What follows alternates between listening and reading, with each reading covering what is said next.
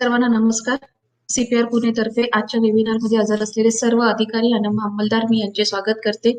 आपला आजचा विषय आहे फोटोग्राफी एव्हिडन्स. आपले आजचे व्यक्ती आहेत माननीय श्री शरद गोरखनाथ क्षत्रिय सर. आता मी सरांचा परिचय देते. सर एप्रिल 1995 पासून आयकर युनिट पुणे शहर येथे छायाचित्रकार FP म्हणून कार्यरत आहेत. सन 1983 पासून ते फोटोग्राफी या विषयावर या क्षेत्रात ते कार्यरत आहेत. वाणिज्य शाखेचे पदवीधर असून त्यांनी NICSS FS नवी दिल्ली, FTII पुणे व फर्ग्युसन कॉलेज पुणे येथे फोटोग्राफी विषयी प्रशिक्षण त्यांनी घेतलेले आहे. परिवीक्षाधीन पोलीस उपनिरीक्षक, तपासी अंमलदार, अधिकारी, कर्मचारी यांना गुन्हे दोष सिद्धीसाठी गुन्हास्थळाचे फोटोग्राफीचे महत्व, उजळणी पाठ्यक्रम व सेवा अंतर्गत प्रशिक्षण कार्यक्रमात गुन्हे तपासात फोटोग्राफीचे महत्व इत्यादी विषयांवर वेळोवेळी मार्गदर्शनपर व्याख्यान तसेच व्याख्यानास उपस्थित अधिकारी व कर्मचारी यांचे तांत्रिक अडचणींचे शंका निरसन केलेले आहे. तसेच वेळोवेळी परिक्षेत्रीय पोलीस कर्तव्य मेळावा करिता पुणे ग्रामीण, सोलापूर ग्रामीण, पुणे शहर इत्यादी ठिकाणी पर्यवेक्षक म्हणून काम केले आहे. अखिल भारतीय पोलीस कर्तव्य मेळावा करिता स्पर्धकांना प्रात्यक्षिक सराव प्रशिक्षण दिलेले आहे. एप्रिल 2004 पासून त्यांनी डिजिटल कॅमेऱ्याचा उपयोग गुन्हा स्थळे व चार्ज प्रिंट फोटोग्राफी करिता सुरू केला आहे. त्यांनी आजतागयात 200 पेक्षा अधिक विविध गुन्हा प्रकरणामध्ये न्यायालयात साक्ष्यकामी वेळोवेळी तांत्रिक व शास्त्रोक्त पुरावा सादर केलेला आहे. राठी हत्याकांड, नायडू, डॉक्टर महाजन, डॉक्टर घैसास हत्या, रमेश पाटील हत्याकांड, विद्या भोळे, खुशबू मिश्रा इत्यादी अनेक प्रकरणांमध्ये त्यांनी न्यायालयास महत्वपूर्ण व तांत्रिक पुरावा सादर त्यांनी केलेला आहे. मी जास्त विषय न घेता सरांना मी विनंती करते की त्यांनी आजचा वेबिनार सुरू करावे. तत्पुरती मी सर्वांना विनंती करते की चॅट मध्ये त्यांनी गुड मॉर्निंग, जय हिंद वगैरे मेसेज टाकू नका. विषयाशी रिलेटेड जे प्रश्न असतील ते तुम्ही नक्कीच तिथे टाका. आफ्टर वेबिनार आपल्याला यावर एक क्विज सुद्धा घ्यायची आहे, त्याबद्दलची माहिती मी परत आपल्याला देते. धन्यवाद.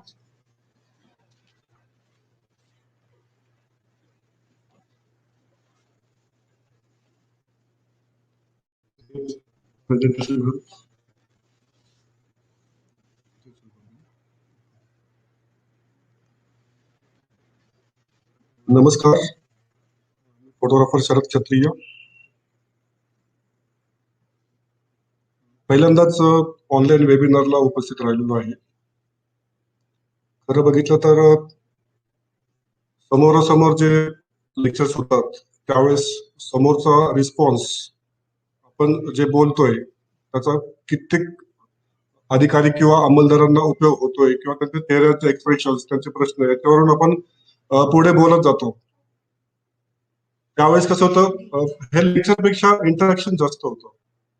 आता कसं झालेलं आहे गंमत, इथे मला एकट्याला बोलायचंय आणि समोर कोणी दिसत नाहीये, तरी सुद्धा मी जास्तीत जास्त बोलण्याचा प्रयत्न करतो. नंतर आपण इंटरॅक्शन मध्ये क्वेश्चन आन्सर्स वगैरे करूयात.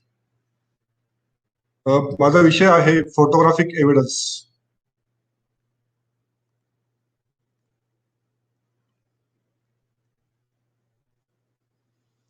हा मी ऍक्च्युली 2 भागामध्ये केलेला आहे. Photographic evidence preparation and presentation. प्रिपरेशनच्या बरोबरीनेच प्रेझेंटेशन हाही तितकाच महत्वाचा भाग आहे.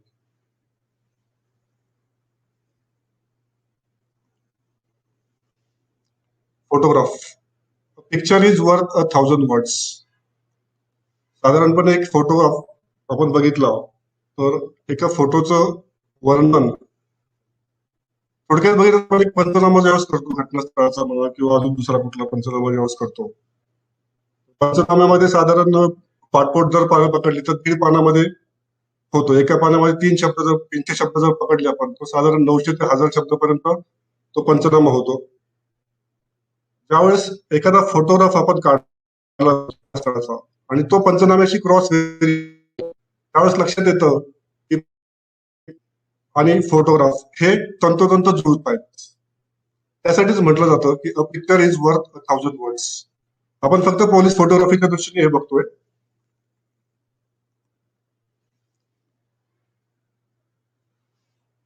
फोटोग्राफीमध्ये प्रकार भरपूर आहेत. त्याच्यामध्ये स्टुडिओ फोटोग्राफी आहे, पोर्ट्रेट फोटोग्राफी आहे, लँडस्केप फोटोग्राफी आहे, आर्टिकलची फोटोग्राफी आहे, खाद्यपदार्थांची फोटोग्राफी आहे. बरेच प्रकार येतात. परंतु आपण जी फोटोग्राफी करतो त्याला फॉरेन्सिक फोटोग्राफी म्हटलं जातं. कारण फॉरेन्सिक किंवा पोलीस फोटोग्राफी म्हटलं तरी चालेल. ज्यावेळेस आपण एखाद्या घटनास्थळावरती एखादा महत्वाचा क्लू असतो, एखादा वेपन असतं त्या गुन्ह्याशी संबंधित, त्याची जी फोटोग्राफी करतो किंवा फिंगरप्रिंट असेल, फायबर सापडतात मला घटनास्थळावरती, काही काही वेळेस केस सापडतात, तर त्याची जी फोटोग्राफी होती ती मायक्रो फोटोग्राफी म्हणतो आपण त्याला.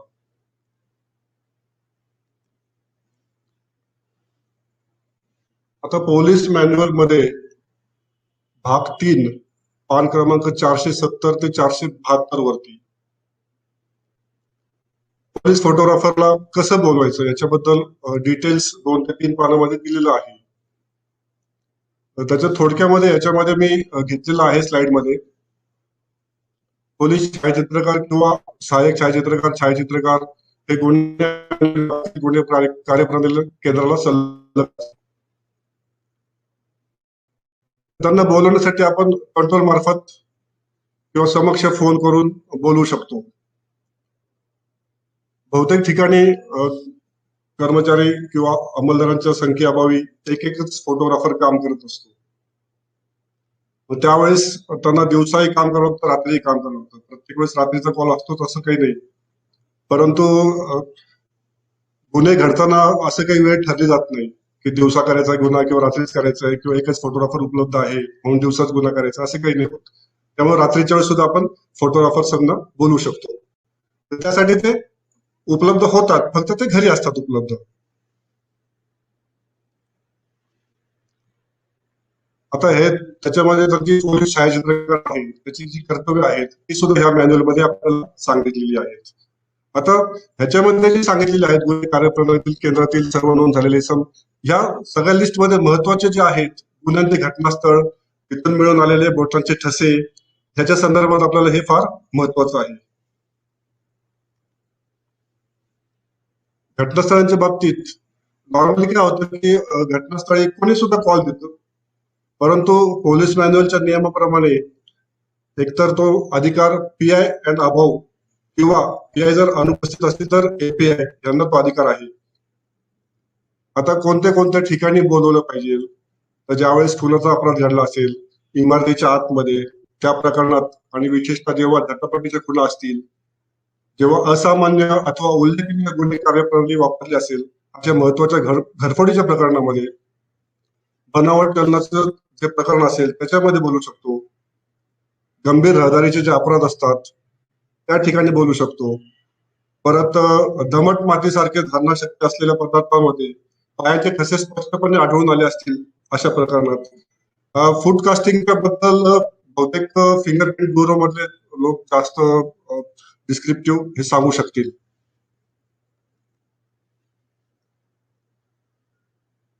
फोटोग्राफीमध्ये महत्वाचा विषय येतो ज्यावेळेस आपले फिंगरप्रिंट एक्सपर्ट घटनास्थळी व्हिजिट देतात. घटनास्थळी व्हिजिट दिल्यानंतर ते घटनास्थळावरची ज्या ज्या वस्तू आहेत, ज्या ज्या वस्तूवरती आरोपीने हातवल्या असू शकतात अशा वस्तू ते चेक करतात. चेक करत असताना त्यांना ते चान्स प्रिंट मिळून जातं, एक बाय चान्स मिळून जातं, म्हणून त्याला चान्स प्रिंट असं म्हणत असावेत कदाचित. परंतु ज्यावेळेस फिंगरप्रिंट एक्सपर्टला ते तिथं चान्स प्रिंट मिळालं, ते डेव्हलप केल्यानंतर त्यांच्याकडे जी पावडर असेल त्यांनी ती वापरून त्यांनी जर डेव्हलप केलं आणि त्यांना जर असं वाटलं की ह्याचं मला कंपनीसाठी फोटोग्राफ घेणं आवश्यक आहे, तर त्यांनी तसं तो जो तपासी अंमलदार तिथे असतील त्यांना तसं कळवलं पाहिजे. आता बरेच असं होतं काही आर्टिकल्स असतात, दागिन्याचे डब्बे असतात, एखादा ग्लास असतो किंवा अजून दुसऱ्या मुव्हेबल वस्तू असतात. जर मुव्हेबल वस्तू असेल आणि त्याच्यावरती फिंगरप्रिंट मिळालं असेल तर ते प्रॉपरपणे प्रिझर्व्ह केलं पाहिजे. ते प्रिझर्व्ह करून त्या तपासी अंमलदाराने ती वस्तू, हलवण्याजोगी वस्तू, ती त्या स्टुडिओमध्ये पाठवली पाहिजे. स्टुडिओमध्ये कुठे, आता आपला लोकल जो स्टुडिओ असतो तो लोकल स्टुडिओ नाही, तर आपले अधिकृत जे फोटोग्राफर आहेत त्यांचा स्टुडिओ ज्या ठिकाणी असेल त्या ठिकाणी ते पाठवलं पाहिजे. म्हणजे आपल्या ऑफिसमध्ये थोडक्यात. तर आपलं पुणे शहरचं ऑफिस आहे सीपी ऑफिसला, तसंच इतर जिल्ह्यांचं ऑफिस, इतर जिथं जिथं ज्या ज्या जिल्ह्यांना आयुक्तालयामध्ये ऑफिस असेल त्या ठिकाणी फोटोग्राफरची नेमणूक असेल त्या ठिकाणी त्यांना ते वस्तू पाठवता येईल. परंतु बऱ्याच वेळा असं होतं की आर्टिकल असतं पण जड असतं, ते रिमुवेबल असतं, एखादं कपाट असेल, एखादं मोठं टेबल असेल, तर त्यावेळेस काय होतं की जर फोटोग्राफर त्यावेळेस बरोबर नसेल आयकारमध्ये, तर त्यांनी तपासी अंमलदारांनी त्या फोटोग्राफरला घटनास्थळी बोलवणं आवश्यक आहे. आता गंमत अशी होती की फोटोग्राफर्स त्या ठिकाणी पोहोचतात घटनास्थळावरती, परंतु फिंगरप्रिंट कुठे डेव्हलप केलेलं आहे, किती आहे, त्याची संख्या किती, हे काहीच माहिती नसतं. तर त्यासाठी तपासी अंमलदार जे आहेत त्यांनी त्या अंगुलीमुद्रा तज्ञांकडून ती माहिती आपल्याकडे पूर्णपणे नोंदवून घेतली पाहिजे. आता गंमत अशी होती की रात्रीच्या वेळेस शक्यतोवर फोटोग्राफी करू नये म्हणून सांगितलेलं आहे, आपल्या मॅन्युअल मध्ये सांगितलेलं आहे, आणि टेक्निकली पण ते बरोबर असेल. कारण डे लाईट मध्ये जी आयसाईट असते त्या आयसाईट प्रमाणे जर फोटोग्राफ्स बघितले तर काही अँगल्स तुम्हाला मिळू शकत नाहीत, काही फोटोग्राफ्स मध्ये काही डिटेलिंग जे असतं ते मिळू शकत नाही, तर त्याच डे लाईट मध्ये तुम्हाला जास्त चांगलं मिळू शकतं. हा, ज्यावेळेस सेन्सिटिव्ह किंवा सेन्सेशनल गुन्हा असेल तर त्यावेळेस रात्रीच्या वेळेस फ्लॅशनी फोटोग्राफी करतोच आपण, आणि ती केलीच पाहिजे.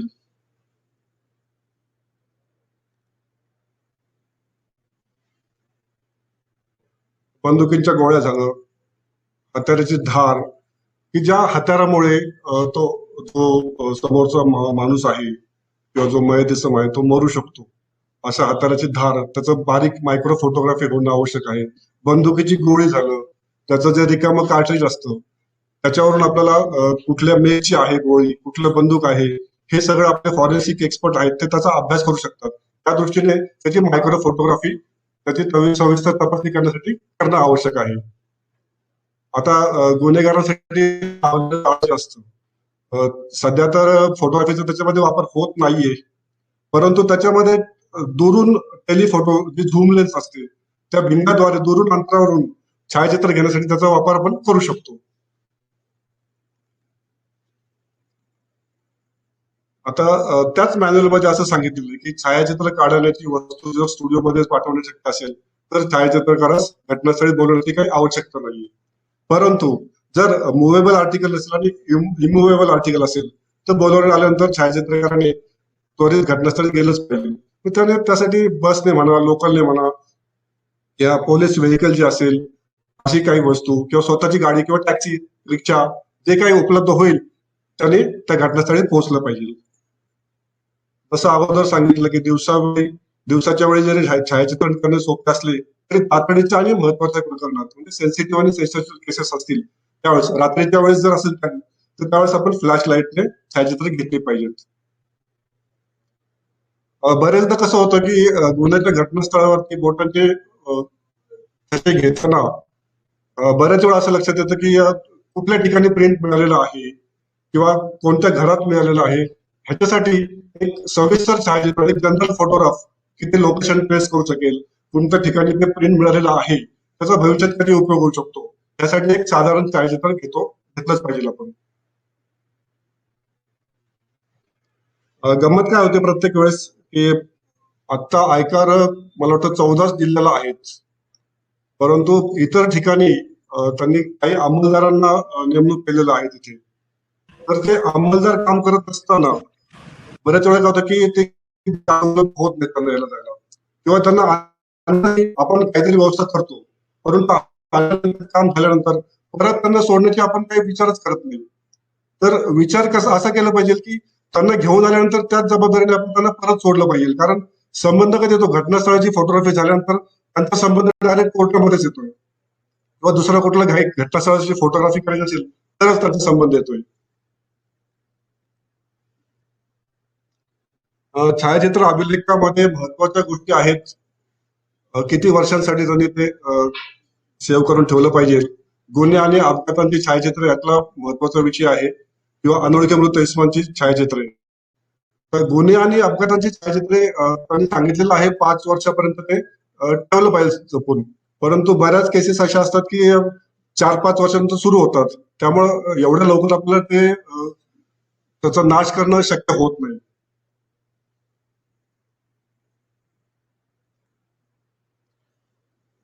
त्याच मॅन्युअलमध्ये ह्याचं मी तारीख म्हणजे त्याची पान नंबर वगैरे म्हणजे लक्षात नाही आता, परंतु जर एखाद्या वेळेस डिकम्पोज बॉडी असेल किंवा शरीर जास्त अवयव तुटलेले किंवा न ओळखले कुजलेलं असेल,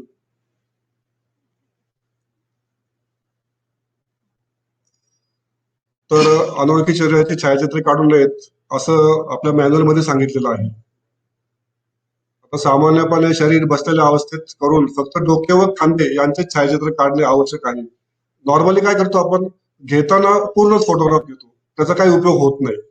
त्याचा उपयोग जर आयडेंटिफिकेशन साठी होणार असेल तर तो काढलाच पाहिजे. जसं तिसऱ्या नियमामध्ये सांगितलेलं आहे, नियमाप्रमाणे ओळखीकरिता महत्वाचा भाग म्हणजे चेहरा असतो व छायाचित्र काढण्यापूर्वी चेहरा स्वच्छ करून व रक्ताचे डाग पुसून मगच छायाचित्र काढले पाहिजे. छायाचित्राचा आकार क्वार्टर असला पाहिजे. आता ओळखीसाठी आपण म्हणजे आयडेंटिफिकेशन साठी ज्यावेळेस चेहऱ्याचा फोटोग्राफ घेतोय त्यावेळेस त्याचा चेहरा धुतला पाहिजे, त्याचे रक्ताचे डाग पुसले पाहिजेत. परंतु तोच फोटो जर आपल्याला कोर्ट एव्हिडन्स साठी जर वापरायचा असेल तर गंमत काय होते की रक्ताचे डाग किंवा चेहरा धुवून वगैरे काढला असेल तर तो जो इम्पॅक्ट न्यायालयावरती होणार आहे तो होणार नाहीये. कारण तो चेहरा धुतल्यानंतर तो शांतपणे झोपल्यासारखा माणूस वाटेल. त्यासाठी तो चेहरा धुण्याच्या अगोदर म्हणजे रक्ताळलेला चेहरा तो ब्रुटल वाटला पाहिजे. अशा दृष्टीने आपण तो फोटोग्राफ घेणं आवश्यक आहे की त्याच्यामुळे कोर्टाला कन्व्हिक्शन करायला फार सोपं पडेल.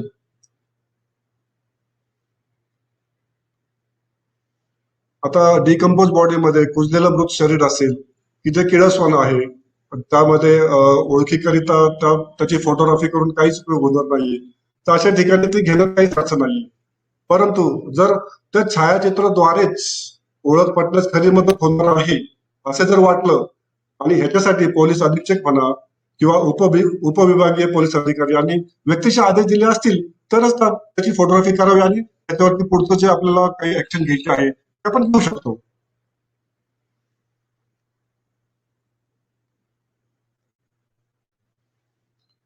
सर्वात महत्वाचा विषय आता यापुढे येतोय की बऱ्याच वेळा असं होतं की कस्टोडियल डेथ मध्ये काय होतं की आपल्या फोटोग्राफर्सला त्या मॉर्च्युरी पाशी बोलवलं जातं आणि सांगितलं जातं की तुम्ही याची फोटोग्राफी किंवा व्हिडिओग्राफी करा. तर गंमत अशी की डॉक्टर्स किंवा मॅजिस्ट्रेट जे असतात त्या ठिकाणी असतील जिल्हा दंडाधिकारी ते अलाउड करणारच नाहीत आपल्या फोटोग्राफरला. तर त्यासाठी त्या डॉक्टर्स किंवा जे जिल्हा दंडाधिकारी आहेत त्यांच्या अधिकृत पॅनलमध्ये काही फोटोग्राफर्स काही व्हिडिओग्राफरची नेमणूक केलेली असते, तर त्यांना आपण बोलवलं पाहिजे. तर ते मॅजिस्ट्रेट किंवा ते जे जिल्हा दंडाधिकारी आहेत ते सांगतात की कुठला फोटोग्राफर याची व्हिडिओग्राफी करणार आहे. त्याचं गृह विभागाचं परिपत्रक आहे ते सुद्धा मी पुढे दाखवलेलं आहे. ते ऑनलाईन सुद्धा उपलब्ध आहे आणि नंतर मी मॅडमकडे देऊन त्याप्रमाणे आपल्याला पाठवतो. हे ते परिपत्रक आहे. त्याचा विषयच आहे पोलीस कोठडीतील मृत व कारागृह कोठडीतील अनैसर्गिक मृत व्यक्तीचे शवविच्छेदनासाठी आदर्श शवविच्छेदन करताना घेण्यात येणाऱ्या व्हिडिओची फिल्म काढण्याबाबतच्या मार्गदर्शक सूचना. हा 2001 चा मला वाटतं काही परिपत्रक आहे. नंतरही काही अमेंडमेंट त्याच्यामध्ये झाले असतील, पण अमेंडमेंट मला वाटतं की कोणत्या कोणत्या ठिकाणी केलं जाईल असं असावं असं मला वाटतं. पण बाकी जे व्हिडिओग्राफर किंवा त्यांचं जे अधिकृत पॅनल आहे तर ते तसंच असावं.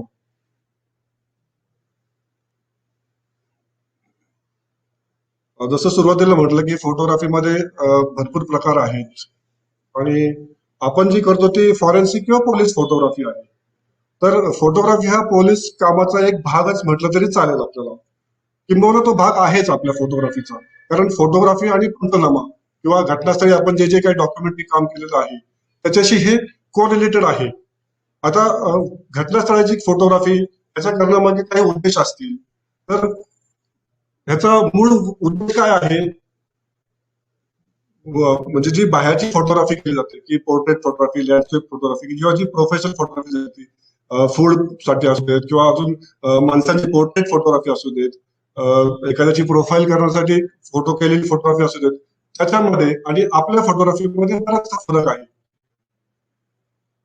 आता ज्यावेळेस आपण एखाद्या सीन ऑफ क्राईमला जातो, थोडक्यात समजत आपण आम्हाला एक कॉल दिलेला आहे, आयकारला एक कॉल दिलेला आहे की तुम्हाला आयकार उपलब्ध हवंय. तर ऑफिसमधून निघताना आम्हाला काहीच माहिती नसतं की आपल्याला नक्की काय करायचं. पण ज्यावेळेस कुठल्या घटनास्थळी जायचं आहे, त्या ठिकाणी काय घटना घडलेली आहे हे जर त्या तपासी अंमलदारांनी आपल्याला सांगितलेलं असेल आणि त्याचं जर डिटेल सगळ्या स्टाफला माहिती असतं तर त्या स्टाफचं म्हणजे फोटोग्राफर, फिंगरप्रिंट एक्सपर्ट आणि फॉरेन्सिक एक्सपर्ट यांचं कॅल्क्युलेशन सुरू होतं. ते कॅल्क्युलेशन कुठून सुरू होतं की मला तिथे काय क्लूज शोधायचे आहेत. ते क्लूज शोधून ज्यावेळेस आरोपी सापडेल त्याला कोर्टामध्ये कन्व्हिक्शन कसं होईल हे कॅल्क्युलेशन सुरू होतं अगोदरच. त्यामुळे नुसताच फक्त एक गुन्हा घडलेला आहे आणि तुम्ही या इथे, तर ह्याला महत्व नाही. आपण थोडंफार हिस्ट्री म्हणा किंवा काही गुन्ह्याबद्दल जे डिटेल्स माहिती मिळाली असेल तर ती त्या स्टाफला कळवणं आवश्यक आहे. नॉर्मली कसं होतं, कंट्रोलने कॉल दिला आणि स्टाफ गेला, मग घटनास्थळावर गेल्यानंतर असं कळतं की अरे ह्याला हे महत्व नाही, ह्याची फोटोग्राफी झालेली आहे, पण नंतर मग तो फोटोग्राफ आपण डिलीट करणं मग हे योग्य ठरत नाही. याच्यासाठी जो तपासी अंमलदार आहे किंवा घटनास्थळाचे जे अधिकारी आहेत त्यांनी त्या स्टाफशी एक कोरिलेशन ठेवून काय आहे आणि अपेक्षित काय आहे ह्याच्याबद्दल एक लायझनिंग होणं आवश्यक आहे. जसं कॅमेरामन फोटोग्राफर घटनास्थळावरती जाताना त्याला प्लॅन करावा लागतो की मला कुठले फोटोग्राफ्स काढायचे आहेत, कोणत्या सिक्वेन्स मध्ये काढायचे आहेत, कुठल्या अँगल मधून काढायचे आहेत, कोणत्या डिस्टन्स वरून काढायचे आहेत. तर ह्या गोष्टी कधी शक्य होतात जोपर्यंत तुला काही त्या गुन्ह्याबद्दल काही माहिती असेल. जर गुन्ह्याच्या बद्दल माहिती नाहीये आणि मध्ये जर कोणी लोक उभे असतील तर जे आपण दाखवायचं ते दाखवणं शक्य होत नाही. आणि ह्याच्यामध्ये उद्देश कसा असतो की आपल्याला हा सगळा पुरावा म्हणून कोर्टामध्ये नंतर सादर करायचा आहे. मध्ये जातो 3-4 वर्षांचा कालावधी जातो. त्या 4 वर्षानंतर ज्यावेळेस तो घटनास्थळाचा फोटो आणि पंचनामा क्रॉस व्हेरीफाय होतो त्यावेळेस लक्षात येतं की अरे मी घटनास्थळावरती ही चूक केली होती. ही चूक टाळण्यासाठी आपण घटनास्थळावरती अगोदर थोडासा उशीर होऊ देतो. घटनास्थळावरती आयकारचा स्टाफ किंवा फोटोग्राफर्स आल्यानंतर थोडासा उशीर होऊ देत, परंतु तुम्ही एकमेकांशी जर संपर्क साधून नीट बोललात मला काय अपेक्षित आहे आणि त्यांच्याकडून डिटेल्स घेतले की तुम्ही कसे फोटोग्राफ्स काढलेले, त्याचं टायमिंग काय आहे, ते पंचनाम्याशी तुमचं रिलेटेड झालं पाहिजे. जर समजा तुमचा गुन्हा 4 वाजता दाखल होणार असेल आणि मी सकाळी 10-10:15 वाजता फोटोग्राफ्स काढले असेल आणि 4 ते 5 4 वाजता गुन्हा दाखल झाला असेल, 4:30ला तुमचा गुन्हा पंचनामा सुरू असेल, 4:30 5:30 तुमचा पंचनामा चालू चालू झाला संपला, 5:30च्या अगोदर तुम्ही शेवटच्या पॅरेग्राफमध्ये टाकलं की मी आयकारला किंवा फोटोग्राफरला पाचारण करून फोटोग्राफ्स काढलेले, तर त्या पंचनाम्याप्रमाणे काय गमत होईल. मी 4:45 वाजता वगैरे 4:15 एक 15 मिनिटं अगोदर पंचनामा संपण्याच्या 15 मिनिटं अगोदर मी फोटोग्राफ्स काढले, म्हणजे साधारणतः 4:30ला जर पंचनामा 5:30ला पंचनामा संपत असेल तर मी 4:15 वाजता फोटोग्राफ्स काढले असं पंचनाम्याप्रमाणे सिद्ध होईल. परंतु ज्यावेळेस माझे डिजिटल फोटोग्राफ्स आणि त्याचं व्हेरिफिकेशन होतं, अनालिसिस होतं, त्यावेळेस लक्षात येतं की मी सकाळी 10:15 10:30 वाजताच त्याचे फोटोग्राफ्स काढलेले आहेत. मग ह्यावेळेस फोटो कोण ठरणार आहे, तज्ञ म्हणून मी खोटं ठरणार नाहीये, तर तपासी अंमलदार त्यांनी डॉक्युमेंटरी वर्क केलेलं आहे ते खोटं ठरणार आहे. म्हणजे पंचनामा जर खोटं ठरला तर तुमची सगळे केसेस खोटी ठरतील. हे आपल्याला अवॉइड करायचे की जेणेकरून आता तुम्ही पंचनामे मध्ये म्हणू शकता की इथे फोटोग्राफ्स आम्ही घटनास्थळ डिस्टर्ब होऊ नये म्हणून आम्ही अगोदरच काढून घेतलेले आहेत, किंवा फोटोग्राफी किंवा आयकारचा सेपरेट एक पंचनामा केला तरी चालू शकतो.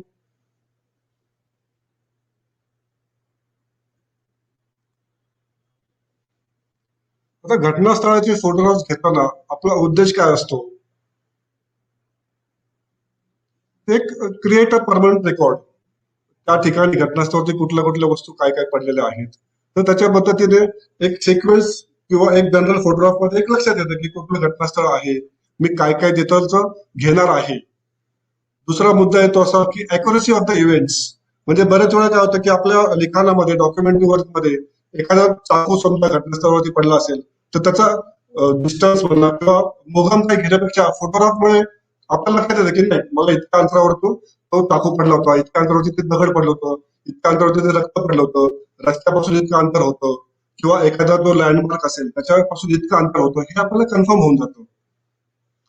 बऱ्याचदा काय होतं की प्रत्यक्ष डोळ्याने आपण ज्यावेळेस बघतो घटनास्थळ तर काही गोष्टी लक्षात येत नाही म्हणण्यापेक्षा निदर्शनास येत नाहीत. आणि जनरल फोटोग्राफ काढल्यानंतर किंवा काही फोटोग्राफ घेतल्यानंतर त्यावेळेस आपण फोटोग्राफ ते बघत राहतो, त्यावेळेस लक्षात येतो अरे ही वस्तू नव्हती आणि आता ही तर वस्तू सापडलेली. आता पण जे काही हिडन क्लू असतात ते आपल्याला फोटोग्राफ्स मध्ये दिसून येतात आणि त्याच्या आधारे आपण पुढचा तपास अधिक चांगल्या पद्धतीने करू शकतो.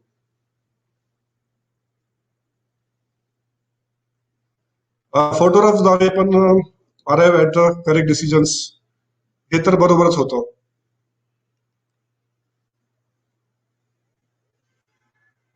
आता बरेचदा कसं होतं की घटनास्थळी पोहोचायला आयकारला म्हणा किंवा फोटोग्राफरला म्हणा बराच वेळ होतो. जशी हद्द आहे, जसं एरिया आहे.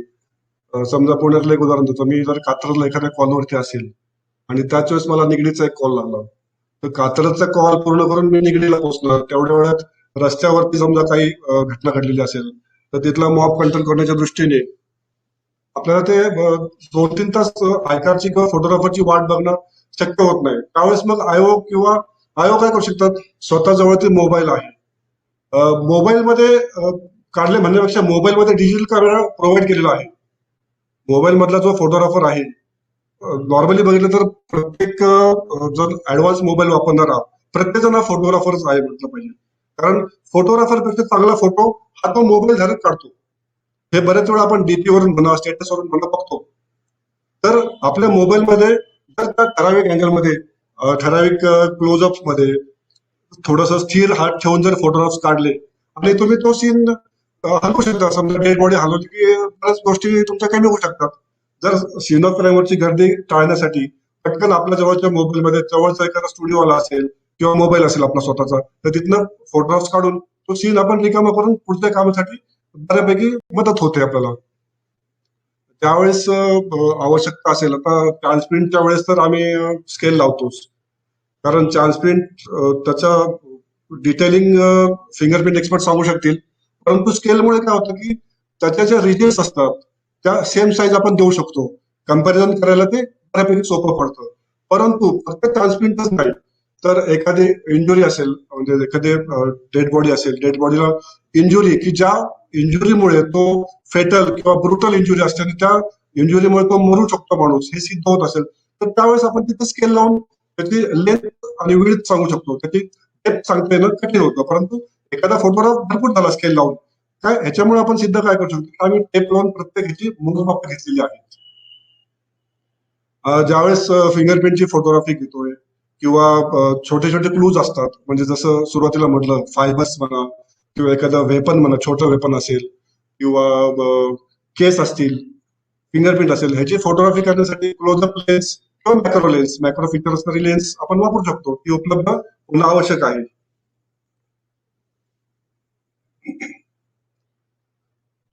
बऱ्याच वेळा आता कोर्टात एव्हिडन्सला गेल्यानंतर हे लक्षात आलं की मी केस स्टडीज मध्ये पुढे दाखवलंच तुम्हाला की फोटोग्राफ्स कुठल्या पद्धतीने महत्वाचे ठरतात, की एक एव्हिडन्स, त्याची एव्हिडन्शियल व्हॅल्यू काय आहे किंवा प्रूफ ऑफ एव्हिडन्स काय आहे, हे आपलं सेकंड पार्ट मध्ये येईलच. जसं सुरुवातीला म्हटलं की अगदी स्लाइडच्या सुरुवातीलाच म्हटलं होतं की एक फोटोग्राफ हा 100 शब्दांच्या बरोबरीचा असतो. तसंच one photograph may replace several verbal descriptions to the presiding officer in the court. कोर्टामध्ये गेल्यानंतर जो पंचनामा आपण केलेला आहे तो क्रॉस व्हेरीफाय होतो. कुणा बरोबर होतो, तर फोटोग्राफरवरती. तो जनरल फोटोग्राफ जो आहे तो आणि आपला पंचनामा हे क्रॉस व्हेरीफाय होणं आवश्यक आहे, आणि त्याच्यामुळे आपला पंचनामा बरोबर आहे हे सिद्ध होतच याच्यामध्ये. म्हणजे power of the photograph which is a visual evidence. म्हणजे ज्यावेळेस लेखी वाचत असतात त्याच वेळेस ज्यावेळेस डोळ्याला कोर्टाला दिसतं की नाही हा पंचनामा त्या फोटोग्राफ प्रमाणे बरोबर आहे, आणि व्हिज्युअल एव्हिडन्स मिळत जात असतो.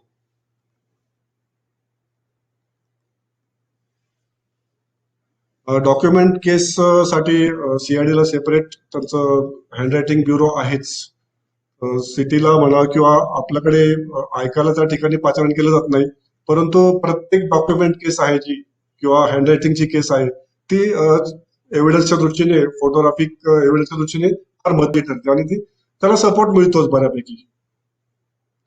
प्रत्येक फायर आर्म केस, जसं बुलेट असेल, त्याचे रिकामी कार्ट्रिज असेल, त्याची साईज किंवा त्याचा मेक किंवा कुठलं पिस्टल वापरलं असेल, हे कंपॅरिझन करण्यासाठी त्याचं मायक्रो फोटोग्राफी होणं आवश्यक आहे.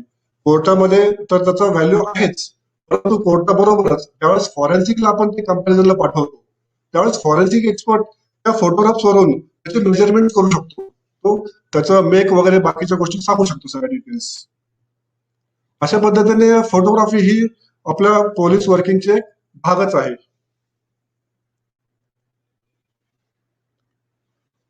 आता महत्वाचा भाग असा येतो की पूर्वीच्या काळी कसं होतं की 2004, एप्रिल 2004 मी डिजिटलचा वापर सुरू केलेला आहे. परंतु त्याच्या अगोदर ब्लॅक अँड व्हाईट फिल्म आपण ते त्याच्यावरती फोटोग्राफी करायचो.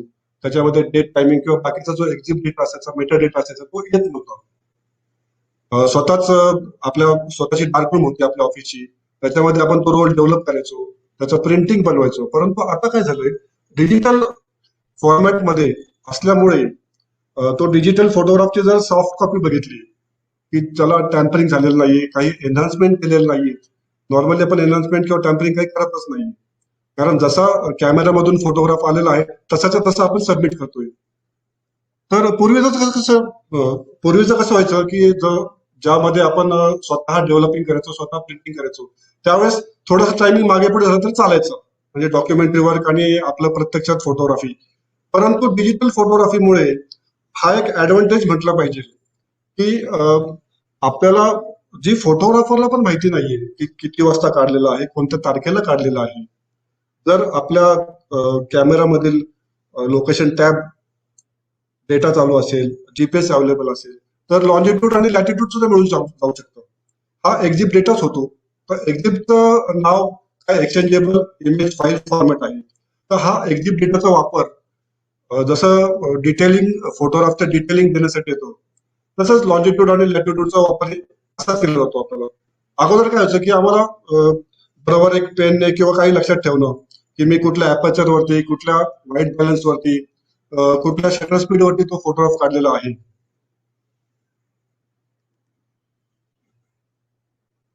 जसं सांगितलं की आता मॉडर्न डिजिटल कॅमेरामध्ये बऱ्याचशा फॅसिलिटीज दिलेल्या आहेत. त्याप्रमाणे आता पेन आणि कागद ठेवण्याची काही गरज पडत नाही, कारण फोटोग्राफ मध्ये त्या डिजिटल सॉफ्ट कॉपीमध्ये सगळं काही माहिती मिळून जाते आपल्याला.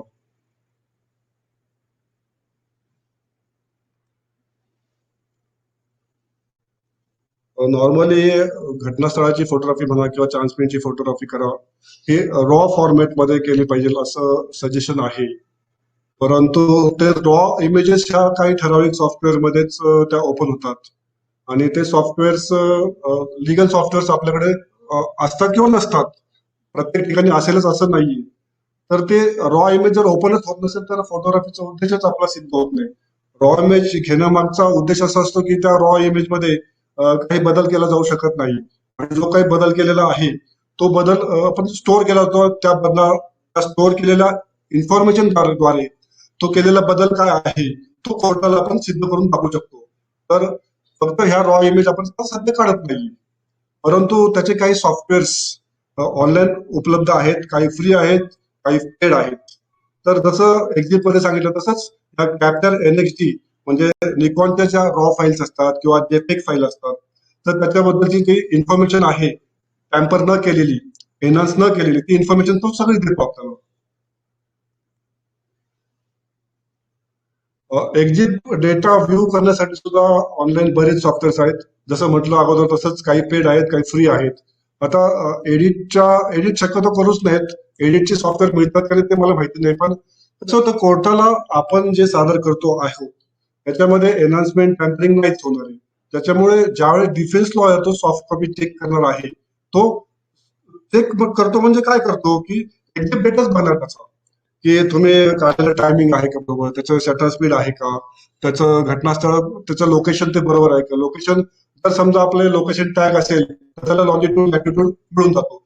आता कालच्याच एक मागच्या महिन्यामध्ये एक केस झाली होती.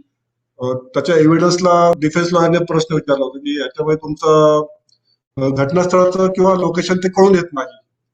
तर त्याचं उत्तर हेच दिलं होतं की तुम्ही त्याच्या एक्झिट डेटामध्ये जा, त्याचं लॉंजिट्यूड आणि लॅटिट्यूड बघा. तर लॉंजिट्यूड आणि लॅटिट्यूडमुळे तुम्हाला घटनास्थळ ट्रेस होऊन जातं, कोणत्या ठिकाणी फोटोग्राफ काढलेला आहे हे महत्वाचं आहे.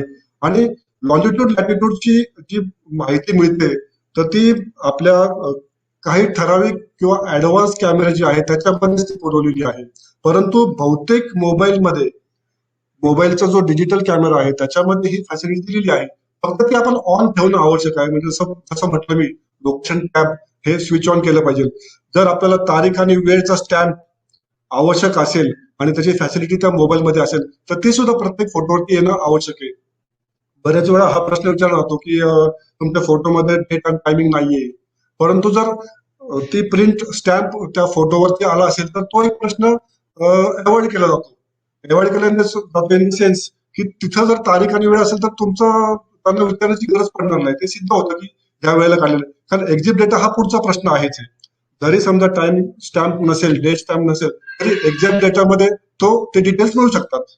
आता बऱ्याचशा मोबाईलमध्ये ती फॅसिलिटी दिलेली आहे की काही ठिकाणी स्टॅम्प येतो, काही ठिकाणी तो स्टॅम्प येत नाही, परंतु एक्झिट डेटामध्ये त्याची माहिती मिळू शकते.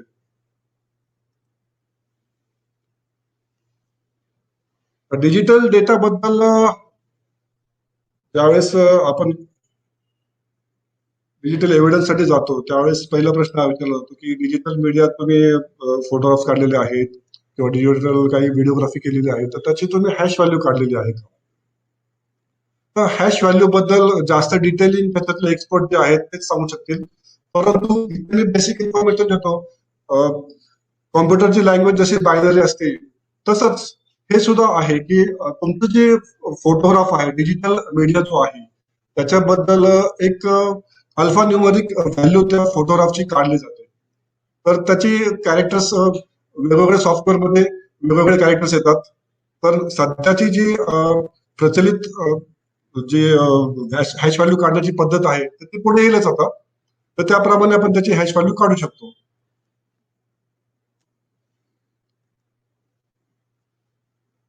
पूर्वी एमडी म्हणा किंवा बरेचसे प्रकारमध्ये त्याची हॅश व्हॅल्यू काढली जायची. MD5 आहे, SHA1 आहे. SHA secure hash algorithm. Secure hash algorithm ही त्या फोटोग्राफची म्हणा किंवा त्या डिजिटल मीडियाची जी फाईल आहे त्याची ती अल्फा न्यूमरिक व्हॅल्यू काढली जाते.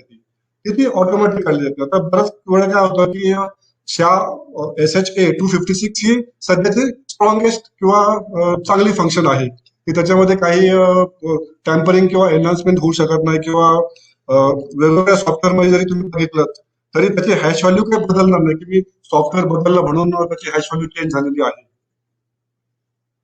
म्हणजे समजा तुम्ही विनेक्स जर वापरला असेल त्याची हॅश व्हॅल्यू काढण्यासाठी तर विनेक्स मध्ये तो 30 देणार आहे हॅश व्हॅल्यू. तुम्ही जर करेन्स हॅशर काढला असेल तर त्याच्यामध्ये सुद्धा त्याची हॅश व्हॅल्यू 30 देणार आहे. किंवा ऑनलाईन बरेचसे सॉफ्टवेअर्स आहेत जे फ्री आहेत आणि पेड आहेत. पण प्रत्येक सॉफ्टवेअर मध्ये जरी ती हॅश व्हॅल्यू काढली तर त्याची हॅश व्हॅल्यू तीच येणार आहे. बरेच वेळा काय सांगितलं होतं की त्याची हॅश व्हॅल्यू चेंज होईल का?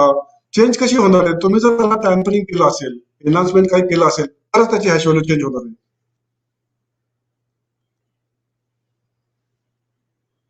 इंडियन एव्हिडन्स ऍक्टचं जे 65B सर्टिफिकेट बद्दल डिटेल्स दिलेले आहेत. ऍडमिसिबिलिटी ऑफ इलेक्ट्रॉनिक रेकॉर्ड्स ही अमेंडमेंट कधी झाली मला माहिती नाहीये, परंतु त्याचे डिटेलिंग आपल्याला माहितीच आहे सगळ्यांनाच की 65B कशासाठी वापरलं जाते.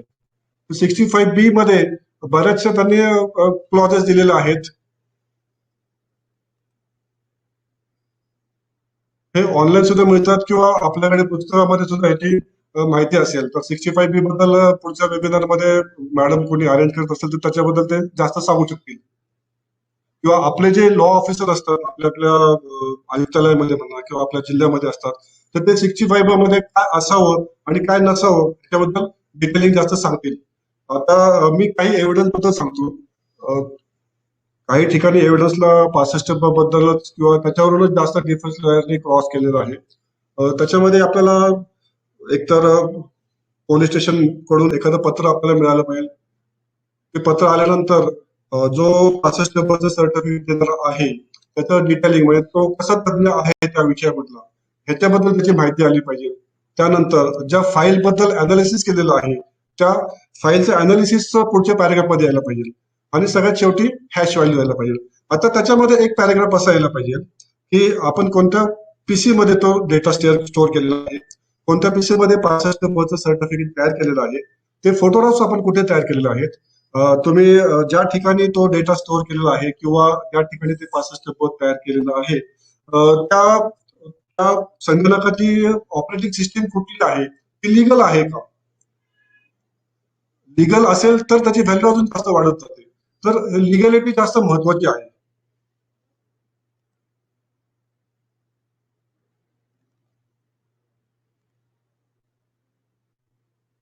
65 बद्दलच जास्त हे. आता हे 65 सर्टिफिकेट आहे 2020 च. म्हणजे मी ज्यावेळेस दिलं त्यावेळेस या सर्टिफिकेटमध्ये मी काही डिटेल्स टाकलेले आहेत, परंतु मागच्या गेल्या 2 महिन्यामध्ये जे एव्हिडन्स झाले आणि जे 65 ला क्रॉस केलं, त्या अनुषंगाने काही बदल 65 मध्ये केलेले आहेत. आता 65 चं सर्टिफिकेटचा फॉर्मॅट कसा असावा, हा आपले जे लॉ ऑफिसर असतात, म्हणजे पुणा सिटीला लॉ ऑफिसर होता जंगम मॅडम म्हणून, त्यांच्याकडनंच मी हा फॉर्मॅट घेतला होता आणि त्यांच्या फॉर्मॅटनुसार आपण हे सर्टिफिकेट तयार केलेलं आहे. परंतु पुढे ऍडव्हान्स गोष्टी कशा वाढत गेल्या, की ज्यावेळेस कोर्टामध्ये प्रत्यक्षात एव्हिडन्सला डिफेन्स लॉयरनी क्रॉस केलं की नाही, त्या 65 मध्ये अमुक एक गोष्टीचा उल्लेख नाहीये, ह्या गोष्टी समजत गेल्या. त्या समजत गेल्यानंतर मी जसं अगोदर सांगितलं की तुमची ऑपरेटिंग सिस्टीम कुठली आहे, कुठला संगणक आहे, कुठल्या लॅबमध्ये तुम्ही फोटोग्राफ डेव्हलप केलेले आहेत. आता गंमत कशी होते की 5-6 फोटोग्राफ्स आपण जर काढले असेल एखाद्या घटनास्थळाचे, तर 5-6 फोटोग्राफ, एका फोटोग्राफची किंमत किती आहे, 4 ते 5 रुपये येते. तर 20 रुपयासाठी मी त्याचं त्याचं बिल घ्यायचं, मग ते बिल सर्टिफिकेट सादर करायचं, म्हणजे त्याचा खर्च जास्त होतो आणि त्याच्यामध्ये जी प्रोसिजर जाते, तर त्याचा मी जर 65 मध्ये उल्लेख केला की मी अमुक एका लॅबमध्ये माझ्या स्वतःच्या खर्चाने ते प्रिंट काढलेले आहेत आणि त्याचं बिल काही सादर केलेलं नाहीये, तर त्यावेळेस त्याला काहीच प्रॉब्लेम येत नाही. 65 चा एक नमुना नंतर मी ग्रुपवर किंवा मॅडमकडे पाठवतो, तर तो आपल्याला समजून जाईल. आता 65 मध्ये बऱ्याच वेळा काय झालंय की काही पोलीस स्टेशनचे जे तपासी अंमलदार आहेत, त्यांनी सांगितलं की मला फोटोग्राफ्स किंवा सीडी काहीच नको. तर 65 मुळातच याच्यासाठी आहे की सॉफ्ट कॉपीचा जो डेटा आहे त्याचाच आपल्याला व्हॅल्यू द्यायची आहे, त्याच्याबद्दलच जास्त माहिती द्यायची आहे. तर हार्ड कॉपी बद्दल कसं काय 65 असू शकेल. तर 65 च्या पुढचा जो एपिसोड असेल सरांचा, त्याच्यामध्ये डिटेलिंग आपल्याला याच्यामध्ये मिळू शकेलच. परंतु 65 हे सॉफ्ट कॉपीचं आहे, हे तर माझ्या माहितीप्रमाणे तर बरोबरच आहे. प्लस तुम्ही जी हॅश व्हॅल्यू काढलेली आहे ती कोणत्या सॉफ्टवेअर मध्ये काढलेली आहे, ते फ्री आहे का, ते लिगल आहे का, ते पेड आहे का, ह्याचे डिटेलिंग आपण देऊ शकतो. आता ते पुढच्या सर्टिफिकेट मध्ये येतीलच माझ्या डिटेल्स.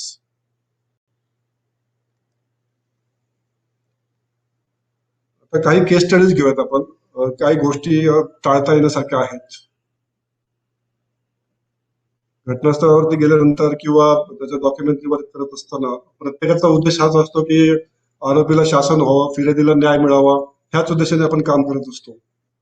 आता पुण्यातली जी केस होती त्याच्यामध्ये लिटरली पेपरच आलेले ते की मेमोरंडम करत असताना काय काय गोष्टी झालेल्या आहेत. तर नॉर्मली आपलं काय होतं की एखादा सिनेमा बघत असताना एखादा डायलॉग जरी ऐकवला नाही, तरी आपल्याला असं वाटतं की काय कळलं नाही, अरे व्यवस्थित झालं नाही त्याचं शूटिंग. परंतु सिनेमाचं डायलॉग हे शूटिंगच्या वेळेस वेगळे असतात आणि त्यांचे डायलॉग स्क्रिप्टेड असतात, ते सावकाश बोलले जातात आणि त्यांचं डबिंग जे होतं ते सेपरेट रूम मध्ये होतं. परंतु आपण ज्यावेळेस लाईव्ह करतो त्यावेळेस आजूबाजूचा आवाज असतो, हवा येते, त्या गोष्टींचा त्या व्हॉइस मध्ये इन्क्लूड होतं सगळं, त्याच्यामुळे मूळ जो आवाज आहे तो येत नाही. आणि बऱ्याच वेळा काय होतं की खूप फास्ट प्रश्न विचारले जातात आणि ते फास्ट प्रश्न विचारत असताना तो समोरचा जो आरोपी म्हणा किंवा जो कोणी आपल्याला मेमोरंडम करायचा आहे तो व्यक्ती, त्याला ते प्रश्न कळत नाहीत.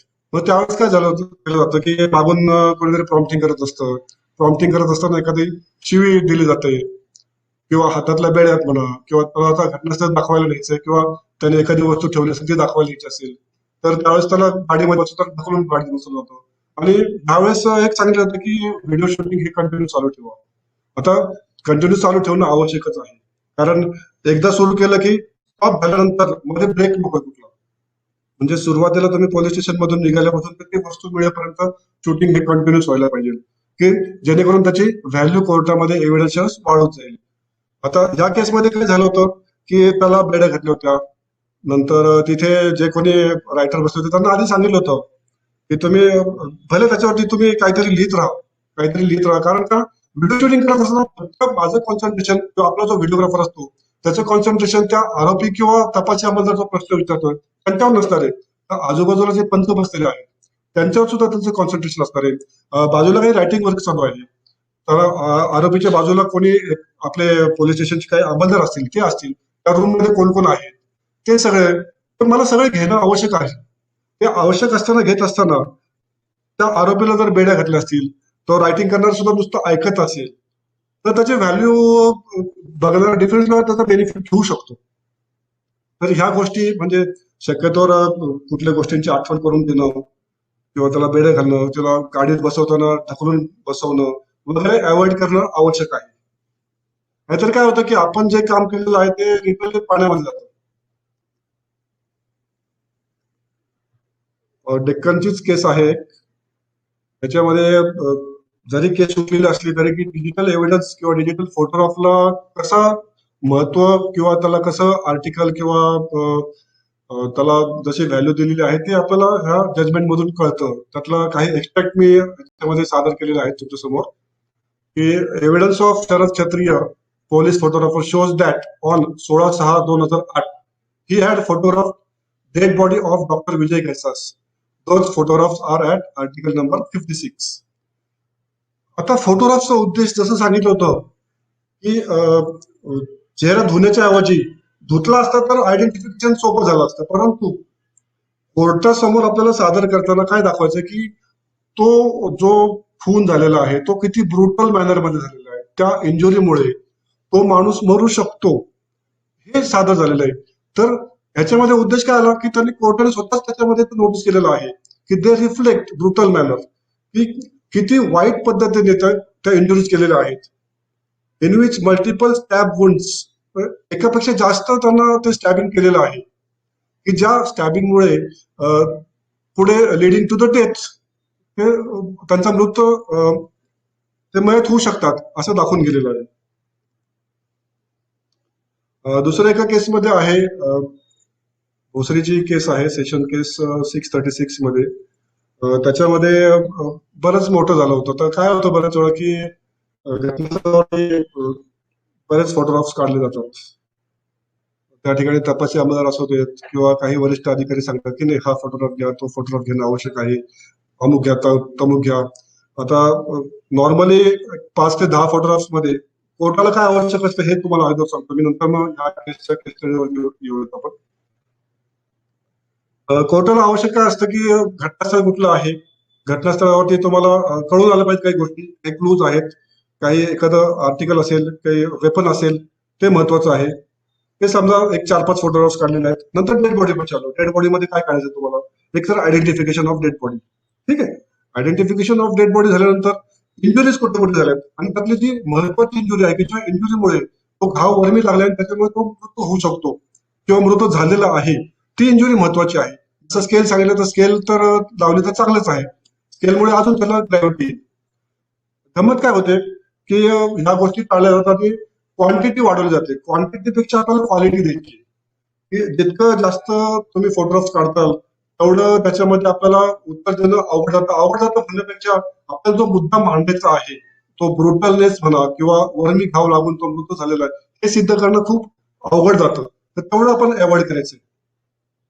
The injuries on the dead body are also visible in the photographs. आता ह्या केसमध्ये काय झालं होतं की बरेचसे फोटोग्राफ काढले गेले होते आणि प्रत्यक्षात सादर केले होते किती 25 फोटोग्राफर. आता त्यावेळेस 65B नव्हतं बहुतेक मला वाटतं. त्यामुळे ठीक आहे, जरी 50-60 फोटोग्राफ्स काढले असले आणि 25 फोटोग्राफ्स सबमिट केले असतील.